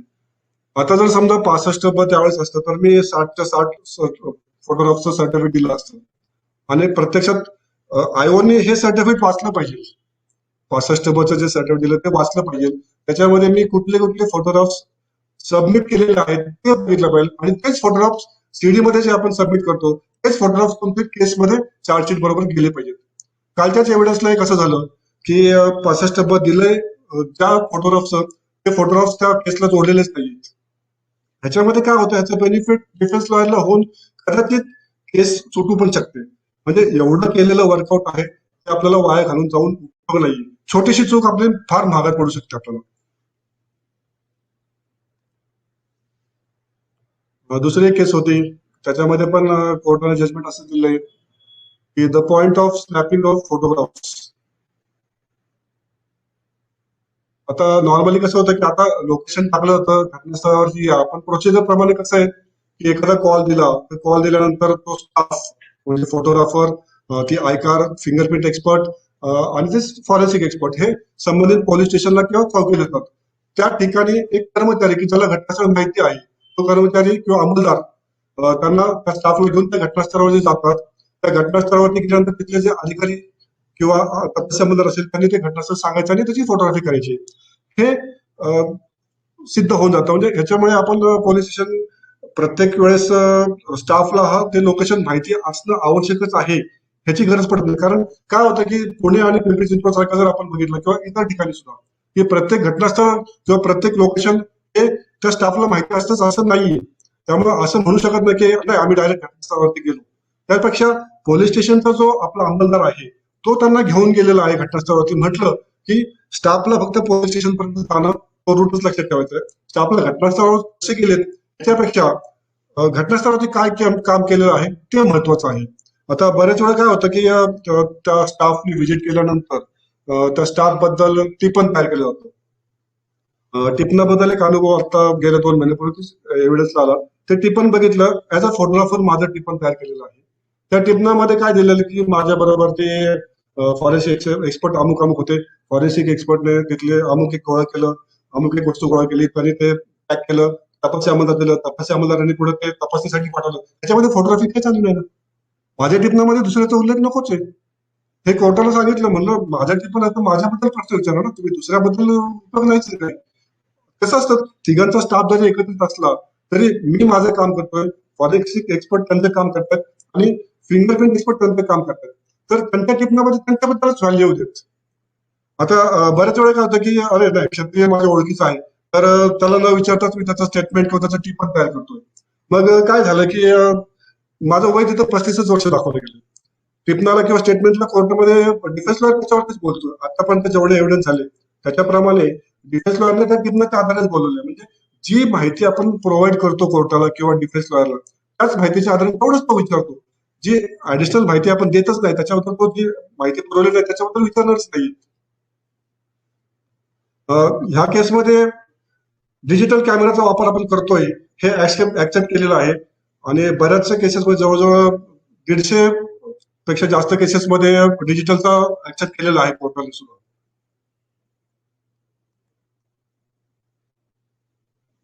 चिंचवडची एक केस आहे, चिंचवड पोलीस स्टेशनची 2009 ची केस असं मला वाटतं. त्या केसमध्ये विद्या घोरपडे नावाची गृहिणी होती. तिचा एक 2-2.5 वर्षाचा मुलगा होता आणि तिचा प्रियकर जो होता किरण पुजारी, त्याने काही संशयांवरून म्हणा किंवा अजून दुसऱ्या कुठल्या कारणावरून त्या दोघांना मारून टाकलं. तर त्या केसमध्ये काय होतं की लायझनिंग झालंच नाही. अधिकारी आणि जो स्टाफ आहे ह्यांच्यामध्ये लायझनिंग झालंच नाहीये. तर मग ह्याचा प्रॉब्लेम कुठे येतो? कोर्ट एव्हिडन्सच्या वेळेस येतो. कोर्ट एव्हिडन्सला गेल्यानंतर लक्षात येतं की अरे नाही, या गोष्टी आपण टाळणं आवश्यक होतं. की आज मी दुसऱ्या दिवशी मी कॉल केलेला आहे आणि डॉक्युमेंटरी वर्क प्रमाणे मी आज काम केलेलं असं दाखवलं जातं. डिजिटल फोटोग्राफ्स मध्ये किंवा डिजिटल एव्हिडन्स द्वारे काय सिद्ध होतं की मी उद्या काम केलेलं आहे आणि डॉक्युमेंटरी वर्क प्रमाणे जर आज काम मी दाखवलं असेल तर ह्याच्यामध्ये खोटं कोण ठरणार आहे? तर पंचनामा किंवा आपलं डॉक्युमेंटरी वर्क खोटं ठरणार आहे. कारण तो एक्झिट डेटा आहे तोच तिथं प्रूव्ह करतो की तुम्ही केलेलं काम खोटं आहे. आता ह्याच केसमध्ये एक अजून एक काही गोष्टी झाल्या होत्या की समजा त्याने जे त्याचं वेपन होतं, ज्या वेपनने त्याने मृत होण्यास कारणीभूत झाला होता, तर त्याच मैताची गाडी घेऊन तो फरार झाला होता. फरार होताना तो कसा गेला? तर एक्सप्रेस हायवेने गेला. खंडाळा घाट उतरल्यानंतर काही अंतरावरती पुढे त्यांनी आता मला एक सांगा, नॉर्मली एक्सप्रेस हायवेला जाताना आपण कुठल्याही ट्रॅकने चालला किंवा कुठल्याही ट्रॅकने चालला, तिन्ही ट्रॅक पैकी, तर एक नॉर्मल स्पीड आपण धरलेला असतो. साधारण 60 ते 80च्या दरम्यानचा स्पीड धरून चालू आपण. आता गाडी चालवत असताना ज्यावेळेस एक्साइट होतो आपण, एक्साइट झाल्यानंतर तो गाडीचा स्पीड आणखी जास्त झाले तरी सुद्धा आपण 80च्या आतच धरूया स्पीड त्याचा. आता त्यांनी असं म्हटलेलं आहे की हे मी तुम्हाला सांगतोय की त्याचा परिणाम काही झाला नाहीये केसवरती, परंतु ह्या गोष्टी अवॉइड करण्यासारख्या आहेत की जेणेकरून आपल्याला पुढे ह्याचे उत्तर द्यायला लागू नयेत. त्यांचं असं म्हणणं होतं की त्याने दरवाजा उघडला, खिडकी उघडली उजव्या बाजूची ड्रायव्हिंग सीटचा, आणि तो जो चाकू किंवा त्याचं जे वेपन होतं ते बाहेर हात काढून टाकलं. ठीक आहे, तो एक्साइटेड होता. तो टाकत असताना त्याचा स्पीड कमी झाला, 40चा धरूया. 40चा धरल्यानंतर ज्यावेळेस आपण सरळ चाललेलो 40च्या स्पीडनी आणि समोरनं हवा येते, तर तो ऑलमोस्ट 60 to 80 स्पीड होईल ना, बरोबर आहे ना? म्हणजे समोर जाताना आणि समोरचा हवेचा स्पीड. तर ज्यावेळेस तो बाहेर हात काढून वेपन फेकतो तर ते वेपन कुठं जायला पाहिजे?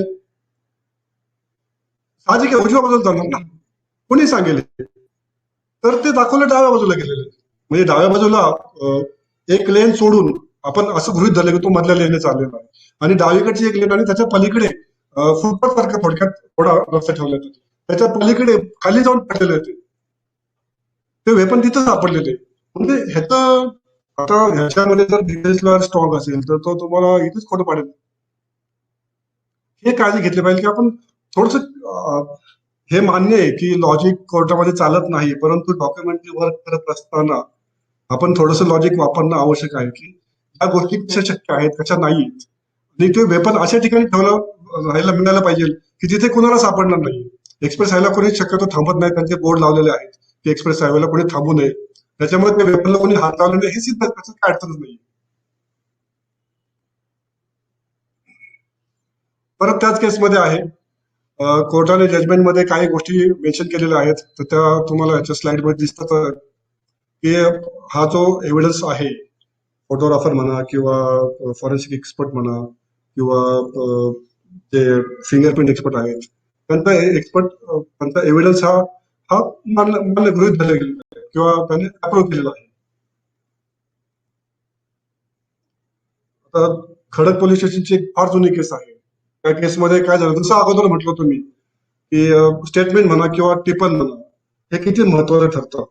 तर ह्या केसमध्ये की खडकच्या केसमध्ये त्यावेळेसच्या इन्स्पेक्टरवर न्यायालयाचा आक्षेप घेतला होता, कारण त्यांनी कुठल्या कारणासाठी केलं होतं हे मलाही सांगता येणार नाही, परंतु पेपरचं कटिंग मिळालं म्हणून ते सेव्ह करून तुमच्या माहितीसाठी आपण इथे ठेवलेलं आहे की जेणेकरून ह्या पुढच्या भविष्यामध्ये आपण ज्यावेळेस घटनास्थळी जातो त्या चुका टाळता येणार.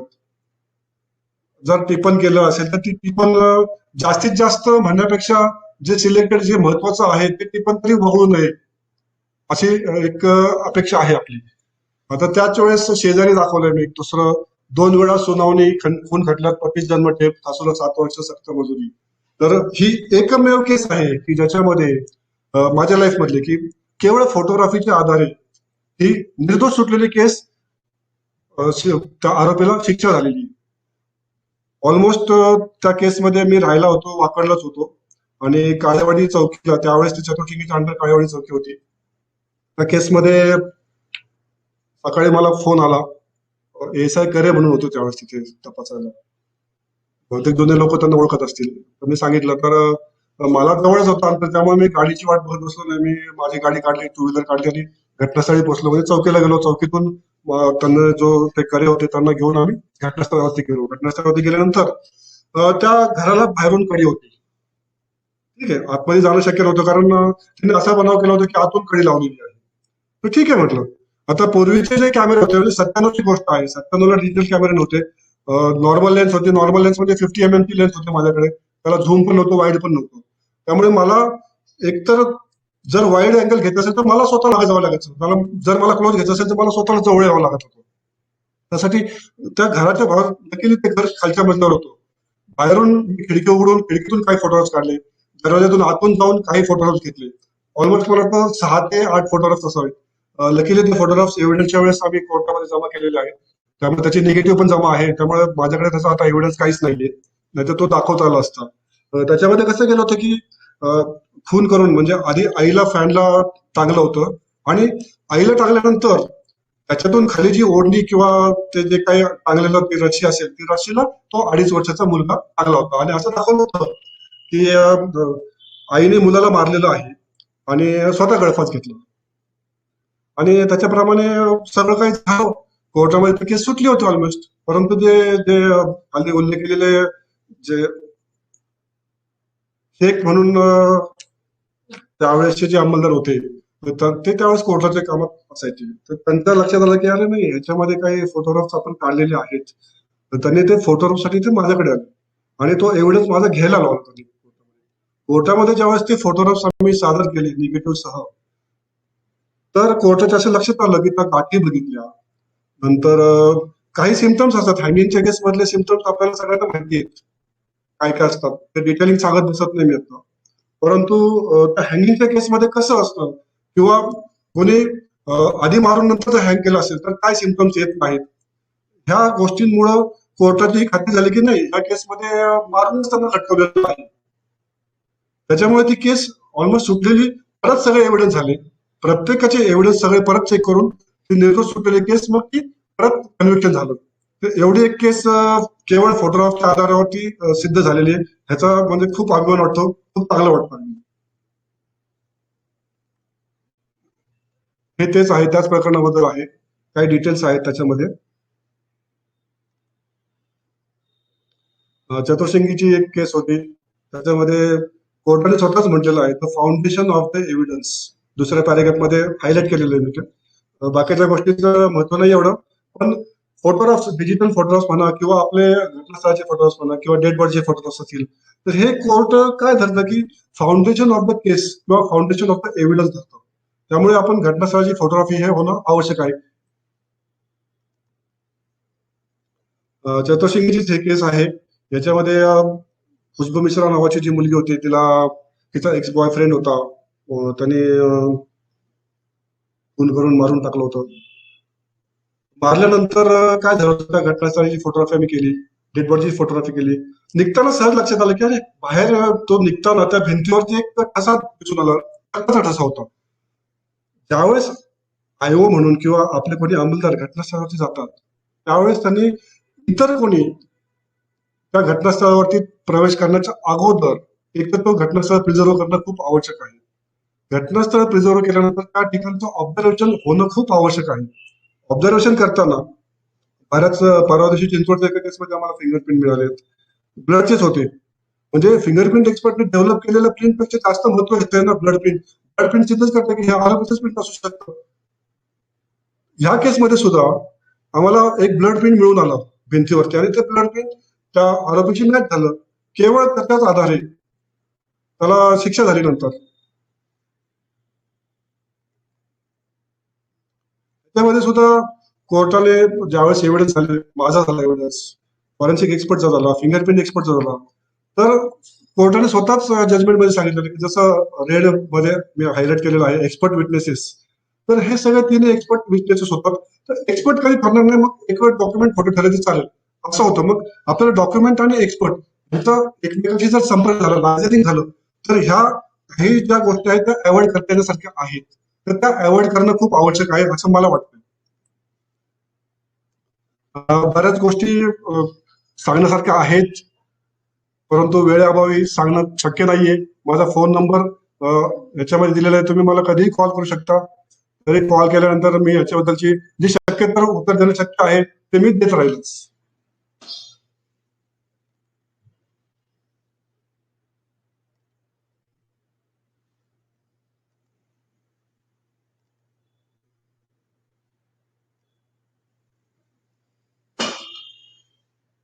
खूप खूप धन्यवाद सर. फोटोग्राफिक एव्हिडन्स या विषयावर खरंच आपल्याला कमी माहिती असते. उपयुक्त माहिती आपल्याला आपण आज आपल्या वेबिनार मार्फत दिलेली आहे. त्याबद्दल मी आपले खूप धन्यवाद मानते. सर, चॅट बॉक्समध्ये काही प्रश्न आहेत, त्याबद्दल आपण डिस्कस करूया सर.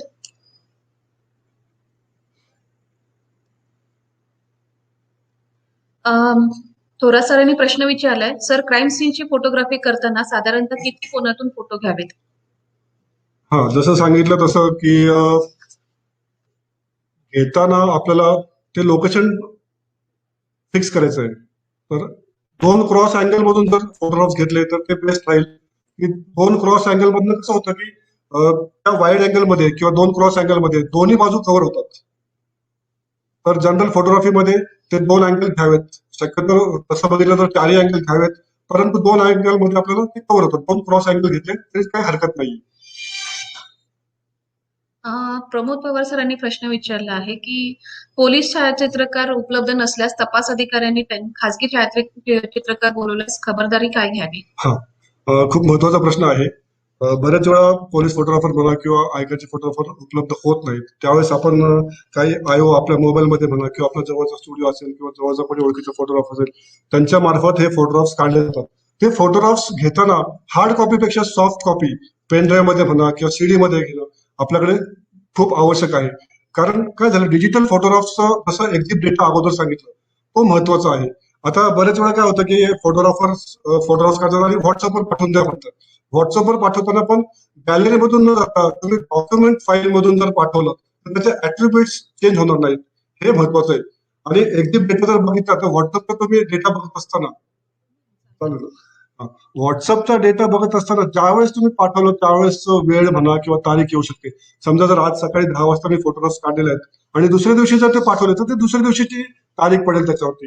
त्यामुळं व्हॉट्सअपवर पाठवताना किंवा डॉक्युमेंट फाईलमध्ये पाठवा एकतर, किंवा शक्य असेल तर शक्यतो ना 100% सीडी मध्ये किंवा पेन ड्राईव्ह मध्ये ओरिजिनल फोटोग्राफ्स घेणं खूप आवश्यक आहे. सर, गिरमे सरांनी प्रश्न विचारलाय, घटनास्थळावर कोणी फोटोग्राफ उपलब्ध नसेल, पंचासमक्ष आपण आपल्या मोबाईलमध्ये फोटो काढू शकतो का? असे काढलेले फोटो रेकॉर्डवर त्याची प्रोसिजर काय आहे? पंचनाम्यात नमूद करावे लागतील का? बरोबर आहे. अशा वेळेस उपलब्ध न झाले तर आपले जे आयो असतील किंवा त्या घटनास्थळावरती जे कोणी अंमलदार असतील किंवा आपले जे कोणी अधिकारी असतील त्यांनी त्यांच्या जवळच्या मोबाईलमध्ये फोटो अवश्य काढावेत. फक्त त्याचे जे मूळ फोटोग्राफ्स आहेत ते 65 ब सह आणि पंचनाम्यामध्ये उल्लेख करून ते जर सादर केले तर ते ऍक्सेप्ट केले जातात.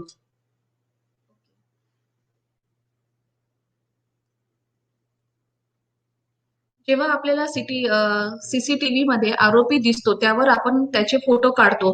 त्यानंतर जेव्हा आरोपी अटक करतो तेव्हा अटक आरोपी हा सीसीटीव्ही फुटेज मध्ये आहे याची पडताळणी कशी करावी?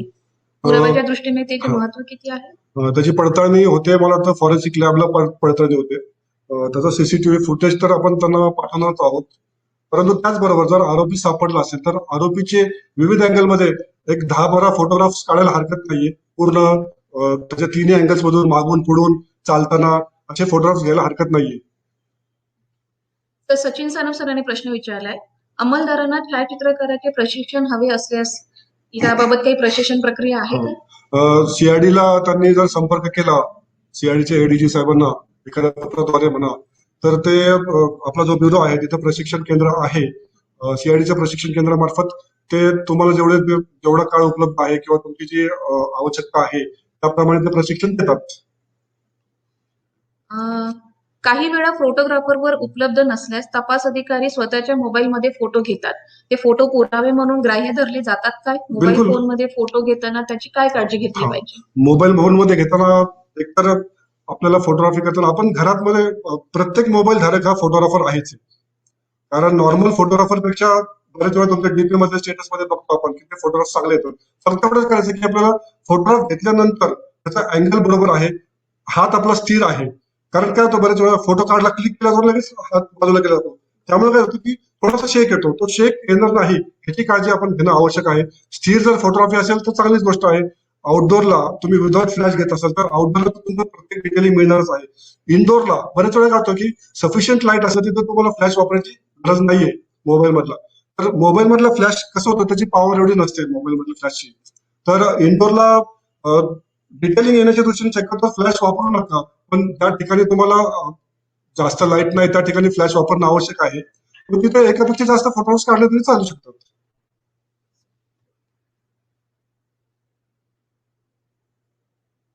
कम्प्युटर मोबाईलमध्ये डाटा आणि टायमिंग चेंज असेल तर त्यावेळी काढलेले फोटोग्राफ सेट असलेले तारीख वेळ असलेले फोटोच्या कोणत्या तारखेला काढले जाते?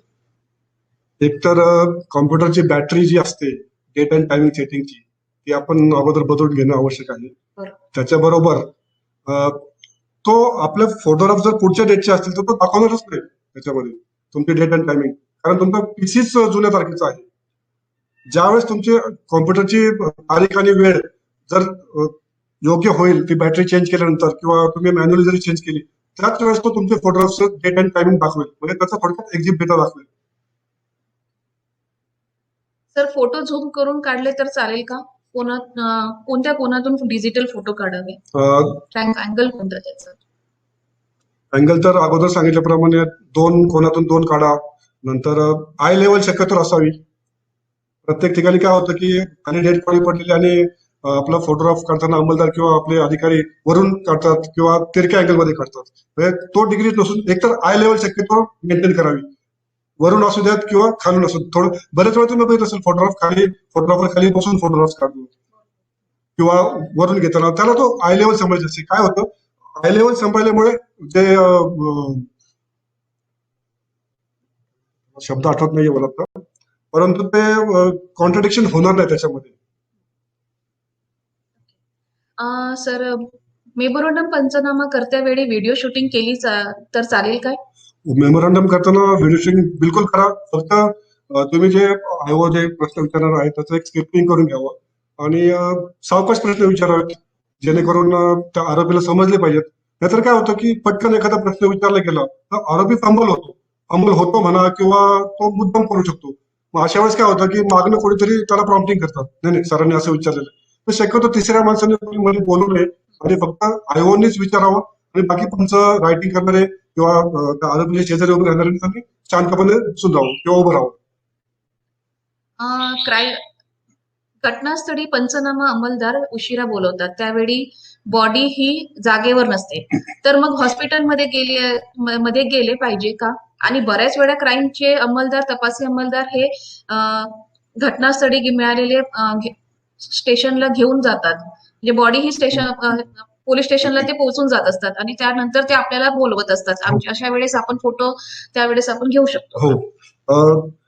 तर समजा काय होतं, बऱ्याच वेळा मी अगोदर पण सांगितलं, मी समजा जर मी कात्रजला असेल आणि निगडीचा कॉल लागला तर मला कात्रजचं काम करून तिकडे पोहोचायला मला 2-3 तास लागत असतील निगडीला पोहोचायला. तेवढ्या वेळ तुम्ही ती बॉडी किंवा तिथलं जी काही परिस्थिती ती ठेवू शकत नाही की नाही मला फोटोग्राफरच तिथून काढू देत. तर आपल्या जवळचा जो कोणी जवळचा फोटोग्राफर उपलब्ध होणार असेल, पुणे शहरामध्ये काय केलं की प्रत्येक पोलीस स्टेशन ते 2-2 अंमलदारांना फोटोग्राफीचं प्रशिक्षण दिलेलं आहे. मागच्याच वर्षी झालेलं आहे. मला वाटतं किशोर वायकर सर आले होते. काही लोकांना सीआयडी ऑफिसला पण ट्रेनिंग दिलेलं आहे. ते जर उपलब्ध नसतील होत तर स्वतःच्या मोबाईलमध्ये फोटोग्राफ्स काढा आणि ती तिथून गर्दी कमी करण्याच्या दृष्टीने तिथून बॉडी हलवून द्या. तुम्ही बॉडी हलवली, ठीक आहे. आता प्रोसिजर प्रमाणे काय झालेलं पाहिजे की तुमची बॉडी हललेली आहे परंतु तुम्हाला इंजुरीज दाखवायची आहे. घटनास्थळाचे एक 4-5 फोटोग्राफ्स काढले, घटनास्थळाची काय होती ती परिस्थिती त्या फोटोग्राफरने आल्यानंतर काढली. तर ज्यावेळेस मॉर्चरी रूमला ती बॉडी जाते तर मॉर्चरी रूमला तो फोटोग्राफर म्हणा किंवा तुम्ही स्वतः म्हणा किंवा तुमचा दुसरा कोणी माणूस असेल तो जर गेला तर त्याला त्या मॉर्चरी रूम मध्ये त्या बॉडीला कळून येतं की कुठून ती इंजुरी झालेली आहे. बरेच वेळा आपण बघतो की घटनास्थळावरती फोटोग्राफ काढल्यानंतर बॉडी ज्यावेळेस मॉर्चरीला गेली जाते आणि मॉर्चरीला त्याचे कपडे काढून लक्षात येतं की नाही, ही इंजुरी आहे ती खूप महत्वाची आहे. त्या इंजुरीमुळे तो घाव वर्मी घेतलेला असेल तो त्याच्यामुळे तो मयत होऊ शकतो. तर त्याचा फोटोग्राफ घेणं आवश्यक आहे, पण तो फोटोग्राफ घेताना त्याचं आयडेंटिफिकेशन होणं महत्वाचं आहे. आता बऱ्याच वेळा काय होतं की लेडीज असो किंवा जेंट्स असू देत, गुप्त भागांच्या फोटोची काही गरज नसते. जर फार आवश्यकता असेल तरच आपल्याला, नाहीतर आम्ही कपडे टाकतो आणि बाकीचे फोटोग्राफ्स घेतो. सर, सॉफ्ट कॉपीचा ब्राईटनेस किंवा कॉन्ट्रास्ट वाढविणे हे टेम्परिंग आहे का? बिलकुल टॅम्परिंग आहे. टॅम्परिंग आपण करायचंच नाही टॅम्परिंग, कारण टॅम्परिंग करताना परत हा प्रश्न आहे की तुम्ही कुठलं सॉफ्टवेअर वापरलं. प्रचलित सॉफ्टवेअर आहे फोटोशॉप, ते इतकं स्वस्त नाहीये की तुम्ही फक्त काही फोटोग्राफसाठी तुम्ही वापरताल. आता मी पर्सनली घेतलेलं आहे कारण माझा मुलगा सुद्धा फोटोग्राफी क्षेत्रामध्ये आहे, त्यामुळे आम्ही लिगल सॉफ्टवेअर वापरतो. ज्यावेळेस कोर्ट एव्हिडन्स जातो त्यावेळेस त्याची किंमत वर्षाची काहीतरी 25-30 हजार रुपये आहे. तर एवढं मला वाटतं एखाद्या घटनास्थळासाठी 25-30 हजार आपण एवढे करणं चुकीचं आहे. त्यापेक्षा टॅम्परिंग करणं आवश्यक नाहीये. हा, ज्यावेळेस फोटोची प्रिंट बनवून घेतो त्यावेळेस बनवताना त्या लॅबकडे लिगल सॉफ्टवेअर असतं, त्यामुळे आपण स्वतःहून त्याच्यामध्ये ब्राईटनेस वाढवण्याची गरज नाहीये. शक्यतो आपल्या कॅमेऱ्यामध्ये ऑटो एक्सपोजरची जर सुविधा प्रोव्हाइड केलेली आहे तर त्याचा वापर करूयात. सर, मोबाईल ऍपमध्ये डाउनलोड करून टाइम अँड डेट सेट केलेला फोटो गुन्ह्याच्या कागदपत्रात लावण्यास योग्य ठरेल का? चुकीचं ठरेल एकदम. कारण बरेच वेळा काय होतं की डेटा टॅम्परिंग किंवा एनहान्समेंट केलेली असेल, मग डेट टाइम असू द्यात किंवा अजून अनवॉन्टेड त्याच्यात काही दाखवलं आपण वस्तू, तर ते नंतर त्याच्यावर होणारच आहे. ज्यावेळेस त्याचं अनालिसिस होईल, अनालिसिस होत असताना ते सगळं लक्षात येणार आहे की ह्याला टॅम्परिंग केलेलं आहे, ह्याला एनहान्समेंट केलेली आहे. मग एनहान्समेंट आणि टॅम्परिंग केलं की त्याची व्हॅल्यू संपली ना. बरोबर आहे. ह्या खूप छोट्या छोट्या गोष्टी आपल्याला गुन्ह्याच्या तपासामध्ये खूप मार्गदर्शन करत असतात आणि नक्कीच हा जो विषय आपल्याला फोटोग्राफी हा जो विषय आहे त्यामधल्या ज्या आपल्या होणाऱ्या छोट्या छोट्या ज्या चुका आहेत त्याबद्दल आपण आज सीपीआर मध्ये आपण जे मार्गदर्शन केले त्याबद्दल मी सीपीआर पुणे आणि एमपीए नाशिकडून आपले खूप खूप धन्यवाद मानते सर. आणि नक्कीच आपण दिलेल्या मार्गदर्शनाचा, आपण दिलेल्या गायडन्सचा आम्हाला खरंच आपल्या दैनंदिन कामकाजामध्ये उपयोग येईल असे मी समजते. आणि सर, येस, मला ऍक्च्युली समक्ष बोलत होतं, परंतु वेबिनारद्वारे किंवा सध्याच्या परिस्थितीमुळे वेबिनारद्वारे बोलायची वासनिक मॅडमनी, सीपीआरने आणि एमपीए तर्फे ही संधी मिळाली. आतापर्यंत जे मी लोकलपर्यंत पोहोचू शकत होतो ते आज सगळ्या महाराष्ट्रामध्ये सगळ्यांपर्यंत पोहोचू शकलो. ह्याचा उद्देश आपला एकच होता. त्याबद्दल चिपकारचे वास्तिक मॅडम आणि यांचे खूप खूप धन्यवाद, आभार. नक्कीच सर. सर एक विनंती आहे, मी आपला नंबर व्हॉट्सअप ग्रुपमध्ये टाकते आहे आणि काही अधिकाऱ्यांना किंवा अंमलदारांना काही अडचणी आल्या असतील तर ते आपल्याला डायरेक्टली त्याचा कॉल पण करतील आणि आपल्याकडून त्याचे मार्गदर्शन घेतील. आणि परत एकदा मी आपले सीपीआर पुणे आणि एमपीए कडून धन्यवाद मानते आणि सर्व आजच्या वेबिनारमध्ये हजर असलेले सर्व अधिकारी आणि अंमलदार यांचे सुद्धा मी इथे धन्यवाद मानते. परत एकदा मला एक गोष्ट सांगायची आहे की आफ्टर वेबिनार 2 वाजता आपल्याकडे ज्या मेल आयडी वरून आपण रजिस्ट्रेशन केलेलं आहे त्या मेल आयडी वर एक लिंक मिळेल आणि त्या लिंक ही एक्झाम लिंक असणार आहे. आजचा जो वेबिनार आहे फोटोग्राफिक एव्हिडन्स या विषयावर आपण एक 20 मार्काची एमसीक्यू तयार केलेली आहे जी आपल्याला आपल्या मेल आयडीला पाठविण्यात येणार आहे. आफ्टर मेल तुम्ही क्विज सॉल्व्ह केल्यानंतर आपल्याला सर्टिफिकेट सुद्धा सीपीआर पुणे आणि एमपीए कडून आपल्याला प्राप्त होणार आहे. तर नक्कीच सर्वांनी ही क्विज पण आपण सोडवावी आणि आजचा वेबिनार हा मी संपलेला आहे असे मी जाहीर करते. खूप खूप धन्यवाद.